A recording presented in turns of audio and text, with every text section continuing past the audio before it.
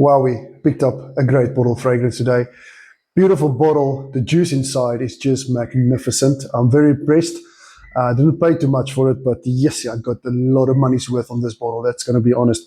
This bottle is called Chiaka Blue by Cutlash. Now, everybody, I think, knows about it, and I've seen a couple of reviews on it. Felt I had to do it as well. This is just a special bottle with a very special juice inside, and it smells just magnificent. Now, guys, this is known for its fresh citrus and aromatic profiles, and it just bursts with citrus. You get bergamot, lime, and you got some basil on it as well.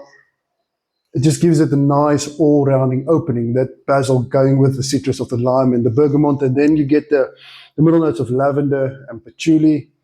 It just rounds it a bit off, which smells great. So, sorry, something with my.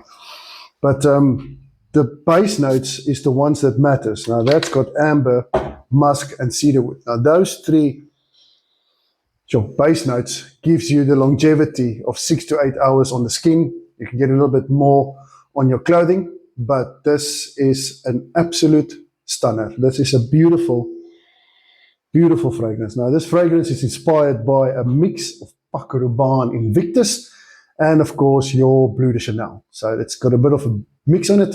I would say, yes, the opening is going to Paco Rabanne, but the base and the middle tones, then the Bleu de Chanel comes through. I've luckily smelled both of them in my life, and I can say that I'm correct with my nose, opening Invictus, closing down in Bleu de Chanel. Stunning, stunning fragrance, and even has a spinning cap.